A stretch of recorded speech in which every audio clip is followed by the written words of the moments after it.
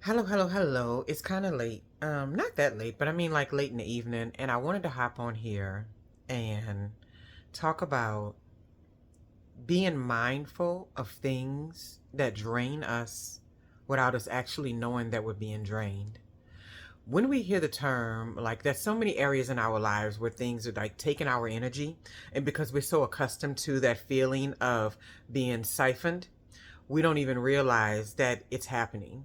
I've become extremely self aware in the sense of I can literally see it happening as it's happening in most environments, and I'll step back and go, wait, I don't like how I'm feeling right now. And I know we heard of the term energy vampires, but I'm a firm believer that energy vampires aren't always just other people, right? I think it's other people often. It's other people, but sometimes it can be non tangible things. It can be activities that we get involved in. It can be thoughts that we have. It can also be a mindset that we are holding on to, and we don't even realize that it's something that's pulling away from our energy, right? Our energetic field is something that is finite every single day. We have to be replenished at the end of that day. That's why sleep is so important and rest and relaxation is so important, so you can charge up again and you can get back at it. Well, if you're feeling lethargic and tired or worn out all day, generally it has to do with you have these energy vampires all around you, not necessarily people, that are stealing your energy and that are taking up a lot of capacity, a lot of the capacity in your life, and you haven't even noticed. One of the things that's big for me, I was going to say, which one should I tell first? I'll start here. Um, that's big for me is when I'm interacting with certain people. And it doesn't necessarily have to be about the person, but it can be about what they're discussing or what they're bringing to me. I was sitting around in my office the other day, and all of a sudden, this person that works in the building, who I've never met before, didn't even know what they did, didn't even come across her in any capacity. She happened to just knock on my door. And I was like, oh, wow, come on in. Me and my whole, someone's dropping by. And from the moment she came in, there was a huge energy shift that happened in the office. I wasn't sure what it was, but I was willing to sit with it because I wanted to further understand what was going on in that connection. So at the same time, while I'm communicating with her, I'm still in my mind kind of having a bird's eye view, like, why do I feel an energetic shift? And as she began talking, there was an immediate drain on my energy. My brain started feeling tired. I got a tiny bit agitated, but it wasn't visibly. Maybe it was, I don't think it was to her because she just kept going and kept talking. Well, what she was discussing was something that I've run into many, many times working in the higher ed institutions. And it was essentially approaching faculty members like as if they're some sort of enemy to the students, and like spanking them on their hand and saying, you're not teaching good enough, we need to show you how to do it better. And I've seen this type of interaction before, and I'm like, it doesn't work. But at the same time, I just met her and I didn't want to seem like this, big cynic who doesn't believe in change in the institution. But at the same time, I was thinking about her approach and I was like, this right here feels so forced. It feels like heavy on the masculine energy. It feels like I know better than you. It feels like um I'm not even willing to learn anything about the environment. What I want to do, come in and first and say, this is what's wrong with it. And now let's try to fix these things. And I know that's the complete wrong approach. Now, here in hindsight, I can completely see that's what was happening. But in the moment, it was just this sunken feeling. It was this feeling of like listening to her. And I was just like, this is so hard. Like, it's so easy for me to pay attention to people when the conversation is light and easy and it's going up, up, up. But I was sitting there trying to interact with her, and I was like, why is my attention span waning? Why is my energy waning? Like, I felt like a 15-year-old who couldn't function without looking at their smartphone for a second, right? And I was like, this is something that's happening here. And I think that's what we have to get to in life. We have to start paying attention to when those things happen early on. And so now I told myself, like, hey, you come in contact with that lady again and about this type of information, you're already mentally prepared to know, don't suck up and don't absorb that, right? Don't try to take that on. And so many people don't notice these things are happening. Another thing that was always like a big energy drainer for me was doing tasks that I hate doing, especially around the house, right? So there's almost nothing that I don't mind doing around the house. If it's a home thing, I'm probably going to enjoy it. I like cleaning, I like cooking. This is one of those things. But I hate doing dishes. So as soon as my daughters were old enough, that was their number one chore. Well, one of them. The other one was bathrooms, because she said, I don't mind bathrooms. And I'm like, funny enough, go ahead, take bathrooms. But the other one was just like, I'll do dishes. And so ever since then, I've always never I put my hands on that task every now and then. But I noticed early on, I'm like, this is just not something that I enjoy. This is not something that I want to do, right? And so we have to just remember that when we're interacting with the world and we're doing these tasks and we're taking care of life, you'll start to feel that energy shift in almost every situation. And when it comes to people as energy vampires, think about, what are they talking about? How are they engaging you? What energy are they bringing to you? Because if you're not paying close attention to it, what you'll wind up doing is absorbing what they're bringing to your doorstep, right? I've had this happen so many times because I have this mindset of, I like to try to help people every chance that I get. Like if somebody comes to me and says something, they want to work on something or do something, they want to create something, and something crossed my mind that this qualifies for it, and I'll talk about that in a second. I'm always like, how can we do it? How can we make it go? How can I help, But what I've learned in many of those instances and stuff, a lot of people are not necessarily looking for help. So you'll extend yourself out there, but they're not really looking for help. What they want is like a sounding board. What they want is somebody to kind of like throw their ideas at and try to get you to fix what they have going on. This is a project I'm working on. I don't really know what to do. And you think you're working with them, but really they're trying to use your energy to solve the problem, right? And there was another situation to where there was a person, it was a faculty member I was working with. Well, they're trying to teach a class, and I think the scope is way too big. I mean, it doesn't have any real definite space. It's not very clear like what they're trying to convey. And it just seems like a lot. And I won't say a mess, but it's like a hodgepodge. And so I'm very closely connected, and they keep asking me questions about this course. And every single time I walk past the door, it's like, hey, let me talk to you for a second. And it's like, it started overwhelming me. And right, and I feel bad because I do believe in the work that they're doing, and I do believe that they can find some clarity and bring some good out of it. But the stage at which it's at, I do not feel like it's at a place where I can input and give my energy to it without being drained by the process. And the way that they're going about doing it is very unorthodox and kind of a little bit unorganized for other people to understand, but they understand it perfectly. So I was sitting there and I was listening to the course and like what's going to happen and what comes after this. And they're like pointing here and there and they're all over the place. And I'm just sitting there thinking like, oh my God, I feel so exhausted. And I felt bad because I'm like, I really want to help, but I'm like, I feel so exhausted. I feel so mentally drained. And when that occurred, I left work that day feeling like I gotta not engage in this tomorrow. So I signed myself up for some training classes so I can kind of disconnect from the environment, which isn't necessarily bad. I just know what to do for me. And so a part of me was just like, oh, maybe they're gonna think I don't want to talk. But then I was like, girl, who cares? At this point in your life, you cannot be bothered with worrying about whether or not someone feels sad because your energy has been drained, and you need to do what's best for you, right?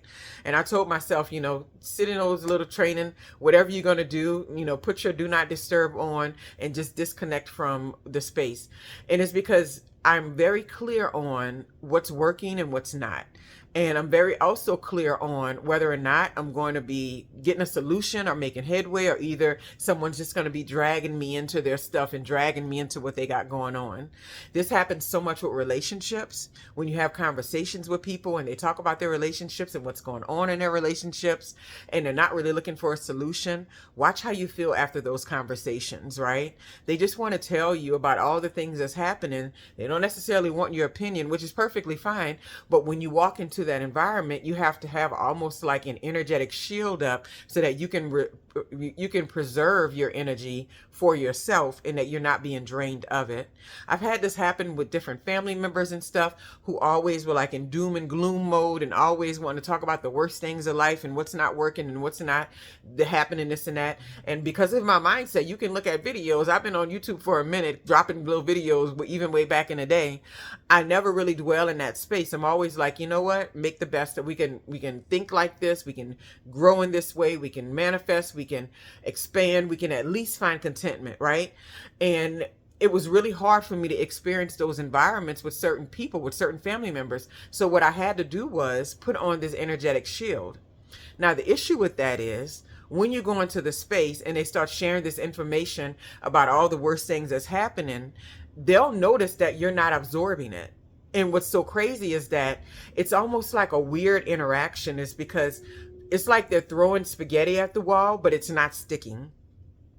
And they want it to stick so bad. They want you to go, oh, I can't believe that's happening to you. I can't believe this is going on. I can't believe you have to experience that. I can't believe, but when you get to a place where you start to learn more about your energetic capacity and what you have to offer other people, and when you need to cut it off and when you need to shield yourself a bit, you don't have the ability to suck up that type of energy like that. So you're going to the space and it's almost like a weird interaction with them, because either they want, more of it, and they're just like, you know what, since this isn't landing, I'm going to bring the conversation up, and they'll meet you where you are.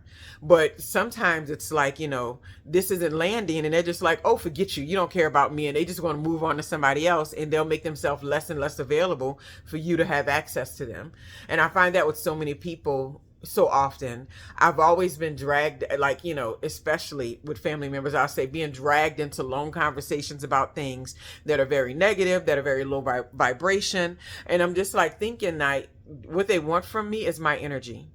They don't really want opinions. They don't really want to have a discussion or an academic debate, or they don't want to have an expanded mindset. They've already made up their mind. But what they want from me is to suck my energy up and to drag me into this mindset and this thought process that they are currently dealing with. And you have to be able to know when that's happening, because if not, you will have not physically done anything in the day and still be completely and utterly mentally drained. And then you have to think about, who did I talk to today? What did I interact with? What tasks did I do today that I don't enjoy doing, right? I would feel the same way whenever I had this very, very long commute that I had to make all the way from Timbuktu to where I was working and the girls were going to school and everything like that. And it was literally 2 hours altogether. And that's not round trip. So 4 hours round trip. And, leaving, it would take about an hour or so to get there, then drop one off at school, sit in the car line, get through all the traffic at that school, then go to the other school, sit through all the traffic, and then on from there, head to the workplace. It was a lot. And so I was completely and utterly exhausted even by the time I made it to the front door of the job. And I would honestly say, I was like, that position was not, and then the place was toxic. But at this point in my life, I'm trying to figure out, how toxic was it actually? And how much was I drained and in an awful mindset before I even walked through the door, And knowing in the afternoon, that's what I had to go look forward to, that made it even worse, right? And then there was a guilt that was hanging over that was also dragging down my energy, because by the time I would get my daughters in the afternoon, they were asleep in the vehicle for the long ride home. We'd get home when it was already dark in the fall. It was a terrible season. And whenever I think about it, I'm like, never, ever, ever again.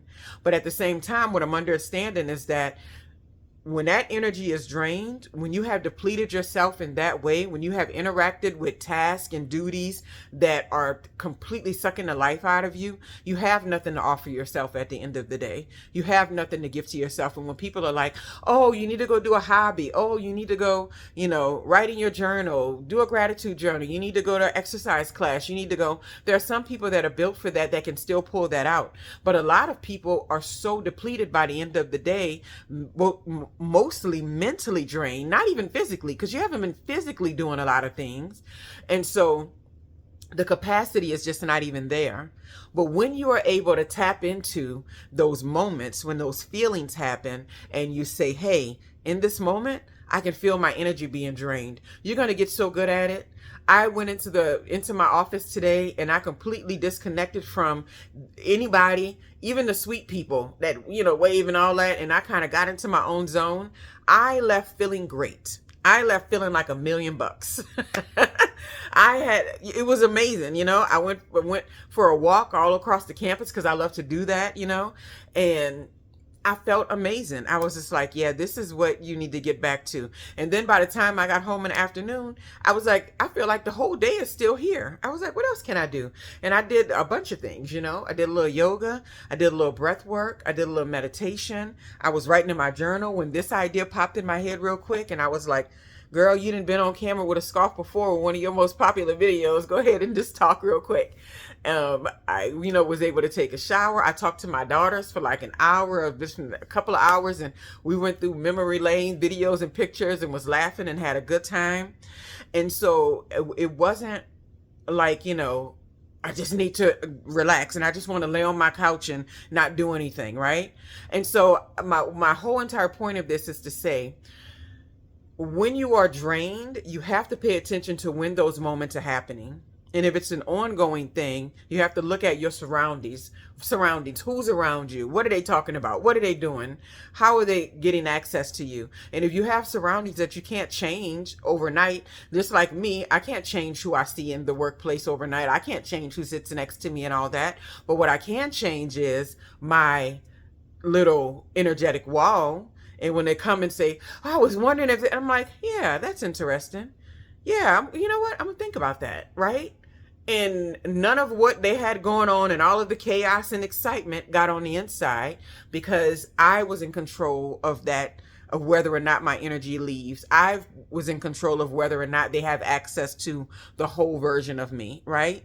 Sometimes it's okay to show up places and not be your full entire self, right? And when I say that, I don't mean like being fake and not being you. What I mean is not bringing your whole energy into the space. Sometimes it's okay to show up and be like, I'm just here. I remember for a while, because I would get really bad anxiety to go around family events when I was going through spiritual awakenings, and it would seem like it kept happening every 6 months or so. And I would go in the environments, and it would pull a lot of energy out of me. And then I finally got to the place where I could walk in the environment and like, I felt like Teflon, like nothing that was happening, nothing anybody was talking about, nothing somebody said behind your back, no negative conversations about who was doing what and where, none of it landed. And it felt like such a victory because it takes a while to get there. And I could literally walk around any family environment or anything that used to give me anxiety or used to make me feel a certain way, or that used to pull at me so much to where I walked away feeling like so exhausted, and I'm perfectly okay.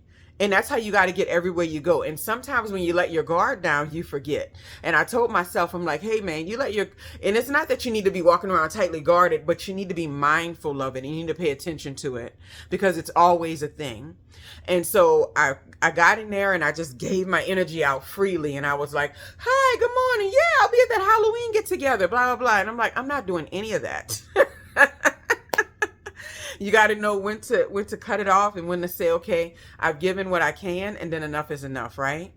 So know where those energy vampires are coming from in your life. Know where you're being drained. When you can pinpoint where you're being drained and how you're feeling when it happens, you don't even have to change environments for you to expand and grow in that area, for you to reserve your energy, for you to preserve it for yourself and for the things that you want to do and for your own enjoyment in life. You can be in the same environments and things will not stick. You will be able to just acknowledge it, pinpoint it, and go, you know what? I'm not going to engage.